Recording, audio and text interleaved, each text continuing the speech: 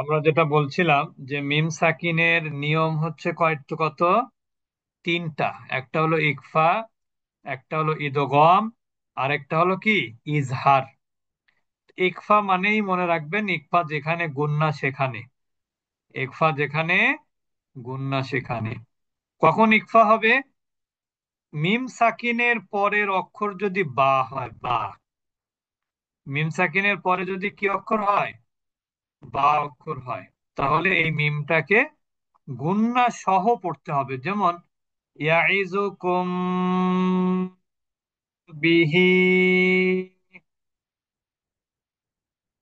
ইয়াইজুকুম বিহি, এখানে গুন্না হলো। ইয়াইজুকুম বিহি, এখানে কি হলো? গুন্না হলো। মনে থাকবে? এটাকে কোন গুন্না বলে মিম সাকিনের? ইকফা গুন্না। এরপরে দেখেন ওয়াতুজাক্কিহিম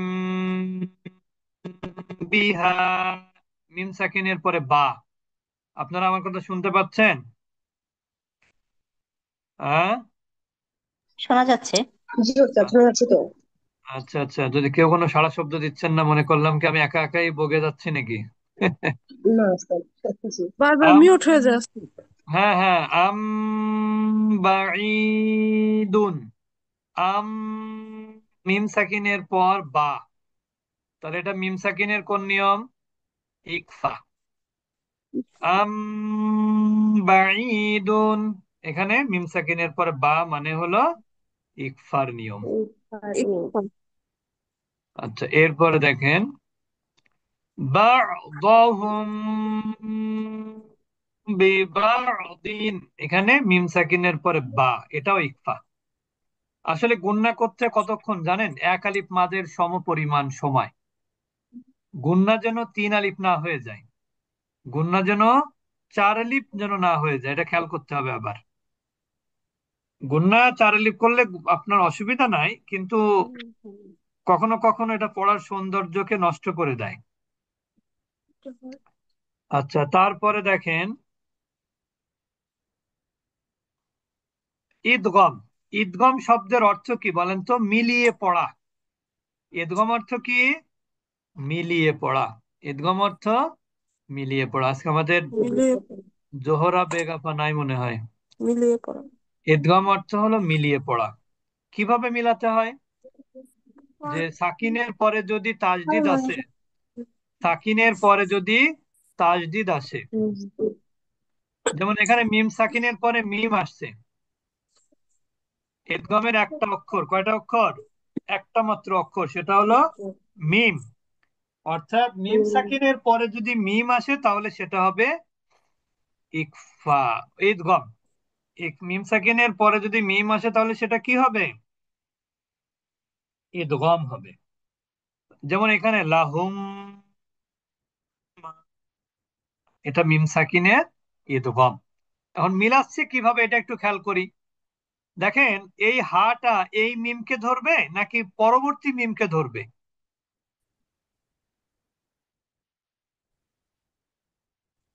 বলেন, এই হাটা কাকে ধরবে? বলো, আর শোনা যাবে না। এই হাটা সেকেন্ড মিমকে ধরবে। কোন মিমকে? সেকেন্ড সেকেন্ড মিম মিমকে, তাজদিদুল্লাহ মিমকে। তাজদিদওয়ালা মিমকে। এইটাকে বলা হয় মিলিয়ে পড়া। অর্থাৎ সাকিন এবং তাজদিদ থাকলে তাজদিদটা পড়তে হয়, সাকিনটা পড়তে হয় না। এই মিম সাকিনের পরে যখন পরবর্তী অক্ষর মিম হবে, তখন সেকেন্ড মিমে কিন্তু এমনিতেই তাজদিদ হবে। কিসের জন্য? মিম সাকিনের পরে মিম আসলে পরবর্তী মিমে তাজদিদ হবে, এটার কারণ হলো এটা এদগমের অক্ষর। এদগম, এদগমের অক্ষর যেখানে তাজদিদ সেখানে, এই নিয়মটা মনে রাখবেন।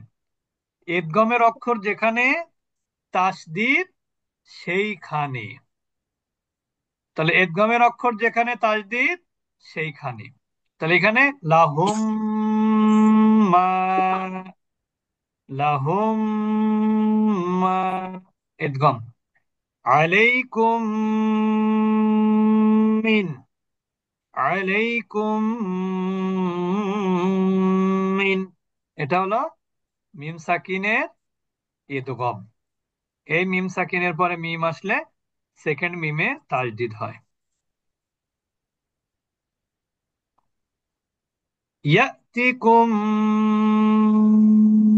মাসালু, এখানে এটা কি নিয়ম? এটাও ইদগম, মিম সাকিনের ইদগম। বুঝেছেন সবাই? আচ্ছা, তারপরে আমরা চলে যাচ্ছি ফামিনহুম মান, এটাও কিন্তু ইদগম, মিম সাকিনের পরে মিম।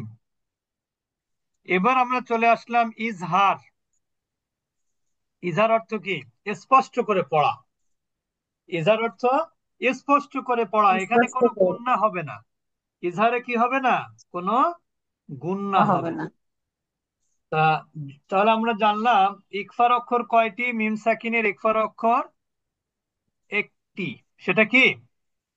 বা। বা। তাহলে মিম সাকিনের পরে যদি বা আসে তাহলে ওই মিমকে, সাকিন যুক্ত মিমকে গুণনা করে পড়তে হয়, এটা হলো ইকফা। আর মিম সাকিনের পর যদি মিম আসে তাহলে সেকেন্ড মিমকে গুণনা সহ মিলিয়ে পড়তে হয়, এটাকে বলে ইদগম। আর ইদগম। আরবি বর্ণ কয়টি তাহলে? 28টি উচ্চারিত হয়, তার মধ্যে দুইটা চলে গেল, কোনটা কোনটা? মিম আহ, আর বা। মিম এবং বা। বা। মিম এবং বা থাকে কয়টা? 26। 26। এই 26টা যদি মিম সাকিনের পরে আসে তাহলে কিন্তু সেখানে গুণনা হবে না, এই জন্য এটার নাম হয় ইজহার। ইজহার কেন নাম? যেহেতু এখানে গুণনা হয় না সেই জন্য এটা ইজহার, এটার নাম। আমাদের জোহরা বেগ আবার দেরি করে ফেললেন, আমাদের ক্লাস কিন্তু এখন 8টায়। ও ওস্তাদ, আমি এটা খেয়াল করি নাই, যদিও আমি ওস্তাদ গাড়িতে, আজকে তবু আমি কয়টা মনে আরম্ভ করছি হয়েছে 8টায়। সরি ওস্তাদ? ওস্তাদ। এখন তো ক্লাস 8টায় হয় নতুন রুটিনে। ও, জি, আমি তো ঢুকে আবার বের হয়ে গেলাম, আমাকে এখন মনে হয় না আর একটু পরে, এই জন্য আবার আমি পরে না আসছি। না, ওইটা আমিও হচ্ছে পরে ঢুকছি আমাদের এই জন্য। আমাদের প্রথম ক্লাস সন্ধ্যায় 6:30টায়, দ্বিতীয় ক্লাস 6:15টায়, তৃতীয় ক্লাস 8টায়। 45 ইনশাল্লাহ মিনিট নেক্সট টাইম করে, আর হবে না। 45 আমি তো মিনিট করে সাড়ে হয় তো। ছটা সাড়ে ছটা করে 7টা দেখে আমি বের হয়ে গেছি, ও আচ্ছা পরে আচ্ছা। ঢুকি। না তবে একটু জি। আরেকটু আমরা হবে না, সবাই আমরা তো নোটিশ দিয়ে দিছিলাম, রুটিন মানে নোটিশ মানে রুটিন দিয়ে দিছিলাম আর কি। তো যাই হোক, না, তো নোটিশ আমাদের, পাই নাই উস্তাদ, পাইলে তো আমরা লেট করতাম না। আচ্ছা অসুবিধা নেই। নোটিশ তো পাইছি কিন্তু ক্লাসের কথা আসলে মনে থাকে না। মিম সাকিনের নিয়ম কয়টা? আজকে 3টা। লিখে রাখবো। মিম সাকিনের পরে বা আসলে সেটা হবে ইকফা, গুন্না সহ পড়তে হবে। মিম সাকিনের পরে যদি মিম আসে তাহলে ইদগমের অক্ষর মিমে তাসদিদ হবে। আর ওই তাসদিদ যুক্ত মিমকে মিলিয়ে পড়তে হবে গুন্না সহ। এই যে এখন আর অনেকে আসতেছে এখন, ওই সবাই মানে অনেকে ভুলে গেছে আর কি। তা যাই হোক, তা এরপরে এই দুইটা বাদে বাকি অক্ষর থাকে কয়টা? হ্যাঁ, বাকি থাকে 26টি। এই 26টি অক্ষর যদি মিম সাকিনের পরে আসে কোনো একটা, তাহলে সেটাকে গুন্না ছাড়া পড়তে হবে স্পষ্ট করে।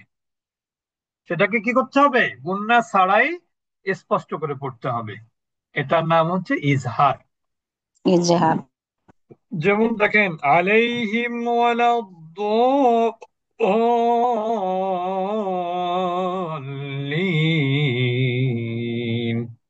এখানে মিম সাকিনের পরে ওয়াও আসছে, ওয়াওটা তো ইজহারের অক্ষর, এই জন্য এখানে কি হলো না, কোনো প্রকার গুণনা হলো না। গুনাহ হয়। হুম ফিহা, হুম ফিহা, এখানে হোমে কিন্তু গুণনা হয়নি মিমে। ফি জি, গুনাহ হয়। ইয়ামাদ, হা আলিফ মাদ। আলিফ মাদ। আচ্ছা, এখন আমরা চলে যাব কোরআনে, আমরা একটু কোরআনে একটু উদাহরণ দেখব, তাহলে আরো বেশি সুবিধা হবে। কোরআনে আমরা দেখব মিম সাকিনের নিয়ম। আমাদের এখন আরো এক আপা আসলেন, খুলনার আপা, নয়ন আপা। সবার ভুল হচ্ছে আজকে, আসলে ভুলটা মনে হয় আমরাই করে ফেলেছি কিনা। আচ্ছা, এরপরে তাহলে আমরা এখন কোরআনের মধ্যে দেখব যে মিম সাকিনের নিয়ম কোথায় কোথায় আছে।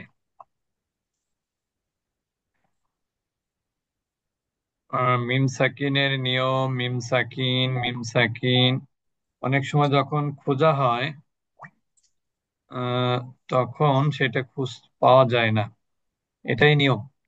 যখন যেটা খুঁজবেন তখন সেটা পাবেন না। এখন তো এখানে হলো দেখেন এই যে ওয়ালাহুম আযাবুন আলীম, মিম সাকিনের পরে কি আছে?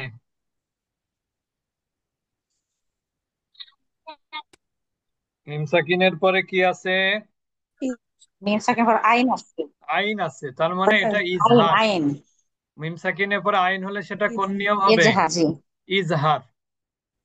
আচ্ছা, তারপরে দেখেন ইয়াকুলুনা ফি এই করে পড়তে হবে মানে ইয়াকুলুনা ফি বুতুনিহিম ইল্লান নার। বুতুনিহিম, এখানে মিম সাকিনের পরে হামজা, তার মানে এটা কোন নিয়ম? এটাও ইজহার, এটাও ইজহার, মিম সাকিনের ইজহার।